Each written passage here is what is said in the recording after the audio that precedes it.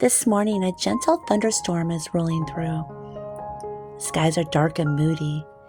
The steady rhythm of rain tapping on the windows has filled the house with a hush. Something so comforting about being safe and warm inside, while the world outside feels a little bit wild. I've always loved mornings like this. I could tuck myself away in the kitchen, light a candle, and keep my hands busy while the storm carries on. Sound of thunder in the distance reminds me to slow down. So today I'm doing just that. I'm making a few of my homemade pantry staples, like brown sugar and baking powder, getting the kitchen ready for a bit of spring baking. With Easter around the corner, I'm going to share how I make the sweetest little bunny cookies from a simple sugar cookie dough. If you're needing a moment of calm or just some cozy homemaking inspiration, I hope you'll spend this time with me. Let's find joy in the quiet, beauty in the simple, and peace in the rhythm of home, even when there's a storm brewing outside.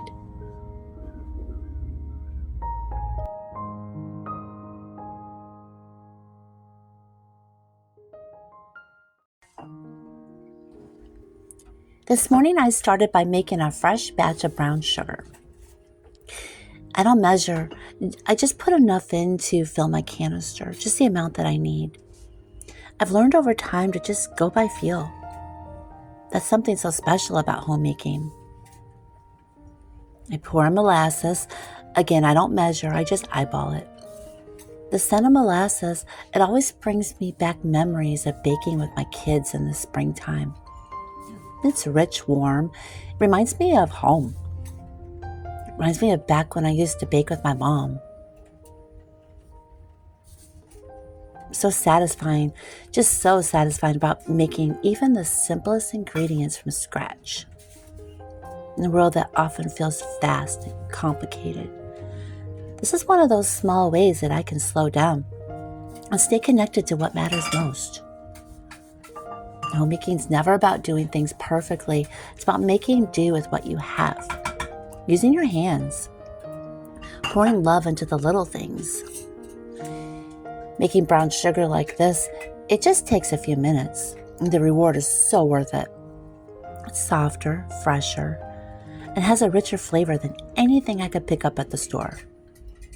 I also love that I'm not always running out to buy something that I can easily create here at home.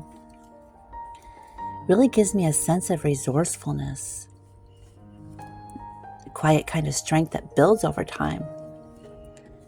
I used to think things like this didn't matter much, but now I see how these simple skills, they really form the heart of the home.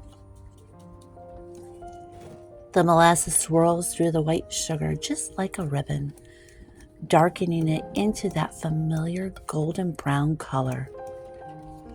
I mix it slowly at first with a fork, letting the sugar take its time to absorb the molasses. You don't need fancy tools, just a fork will do, and a little patience. Eventually, I start using my hands. I always finish mixing it by hand because you can feel when it's just right. It's soft, but it's not sticky. It's moist, but it's not wet. It clumps together like a gentleness in your fingers. And there's something just so grounding about it. The morning storm outside really makes the kitchen feel even cozier. The warm glow from the overhead light, the scent of molasses, the steady tapping of rain. Oh, it's all so peaceful. The kind of morning reminds me of why I love being home. Homemaking's never just about the task at hand. It's about creating comfort, routine, and rhythm. Even mixing brown sugar, it becomes a little ritual.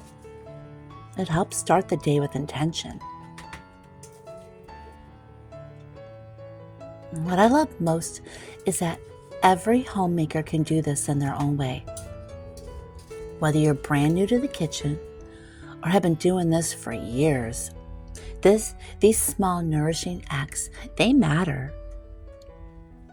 So today I encourage you, if you are watching and you're feeling overwhelmed or unsure, just start with something simple. Stir something by hand, light a candle, put on music you love. Let your home become your haven, one little act at a time. There's just something so special about refilling your own pantry with ingredients that you have made by hand. Homemade baking powder might seem like a small thing. It's one of those little homemaking tasks. It gives me a sense of peace and purpose. I have always loved the idea of being prepared. Not in a stressful do-it-all way, but in a gentle, quiet way. Like knowing I've got what I need when I need it. Making a fresh batch of baking powder, it only takes a couple minutes, but it makes me feel just a little bit more grounded. There's also a real beauty in knowing exactly what's going into your food. No additives, no aluminum, just 3 basic ingredients that are already in most of our kitchens. Cream of tartar, baking soda, and cornstarch. Nothing fancy, just simple goodness. As I whisk it all together, the ingredients blend into a soft white powder, ready to help lift cakes, muffins, and biscuits in the days ahead. Even though it's just a quiet moment in the kitchen, it feels like an act of care for myself, for my home, and for the people I love. It's these ordinary routines that shape our days in such an extraordinary way. Tending to our spaces with love, even in the smallest of ways. I carefully pour it into my nearly empty mason jar. I love seeing it fill back up, like checking something off a list that no one else sees, but you know it matters. These are the kind of homemaking tasks that don't always make it onto social media or in magazines, but they're the ones that truly build a home. Quiet, steady acts of preparation and care. So if you're watching this today and feeling behind or scattered, take a deep breath. Sometimes all it takes is one small task to bring back that sense of calm and capability. You don't have to do it all. Just do what you can with love, and that will always be enough. Before moving on, I wanted to share this little moment. Our 3 cats all snuggled up on the recliner.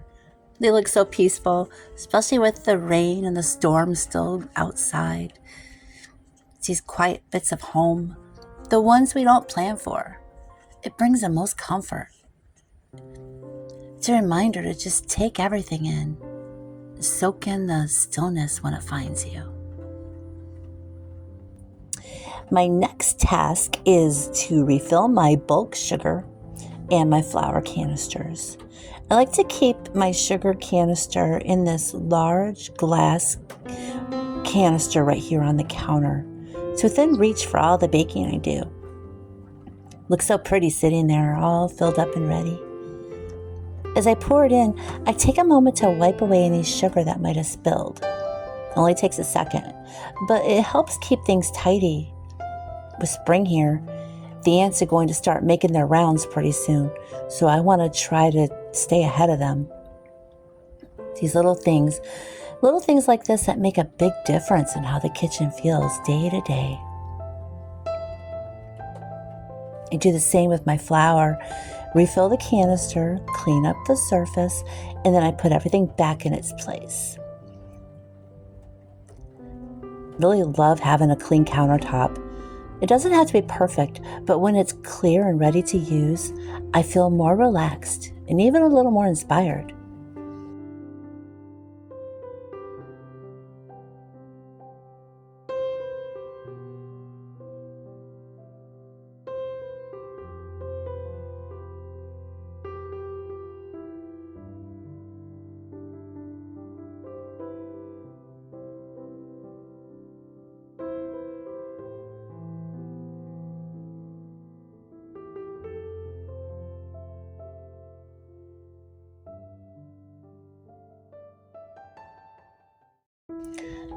For storage, I reuse plastic grocery bags and loosely tie off my bulk sugar.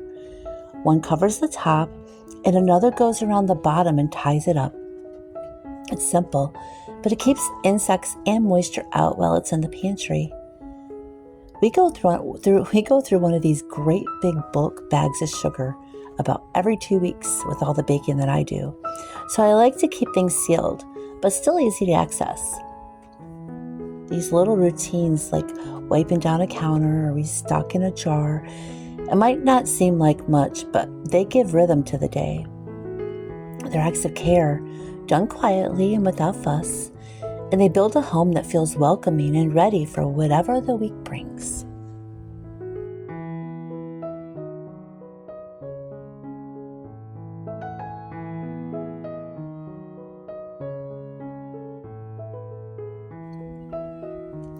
Now for a little Easter fun. Last night before bed, I made a simple sugar cookie dough and let it chill overnight.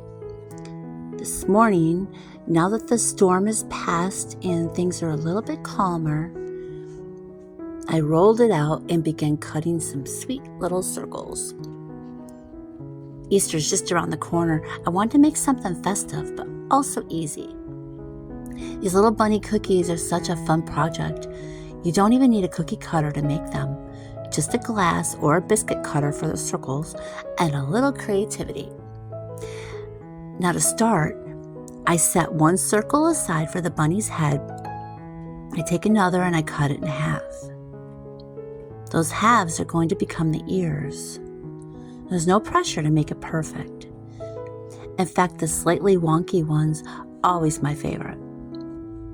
I just shape the ears a little bit with my fingers, and then I gently press them into the top of the bunny face. They bake at 375 degrees for about 10 minutes. You don't want them to brown. Just bake until the tops look dry and set. That way they stay nice and soft, and they're perfect for decorating.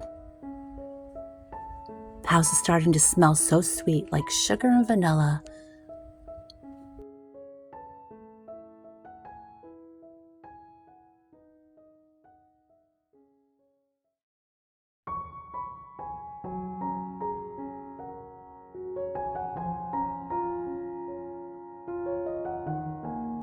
Now, once they've cooled down, I decorate them with royal icing. I've kept mine simple. I left the bunnies white. Just a touch of red-colored sugar adds a little pop to the ears. And then I use food-safe markers to give them tiny noses, red noses, and then sleepy eyes, soft little smiles. They turned out so sweet and whimsical. Perfect for tucking into an Easter basket, or wrapping up for neighbors, or just enjoying with a cup of tea. They're the kind of treat that brings back the joy of childhood. Simple fun of playing in the kitchen and creating something with your hands. I think that's one of the best parts of seasonal baking. It doesn't have to be fancy or time-consuming to be meaningful. It's really about the intention behind it and the memory it creates. Smile it brings to someone's face. If you're baking with little ones, these are such a fun and easy project to do together.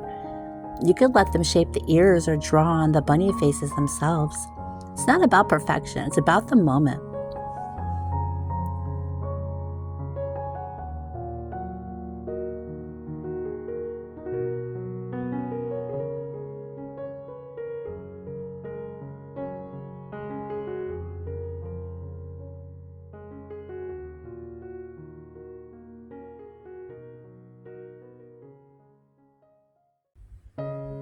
I couldn't help but smile once they were all done and laid out on the cutting board. Each little bunny has its own sweet personality. Some with wide smiles, others with tiny smirks, but all of them looking so cheerful and soft. The pink sugar on the ears gave them the perfect pop of springtime color. I kept the icing simple, just a smooth layer of white royal icing as the base. Thank you so much for spending this time with me today. It truly warms my heart to know you're here sharing these quiet moments of homemaking and baking. Whether you came for a little inspiration or just needed a little peaceful pause in your day, I hope you found both here. If you'd like to make any of the things that I shared, like the homemade brown sugar, baking powder, or those sweet little bunny cookies, you can find all of the full recipes on my blog at homewithjana.com.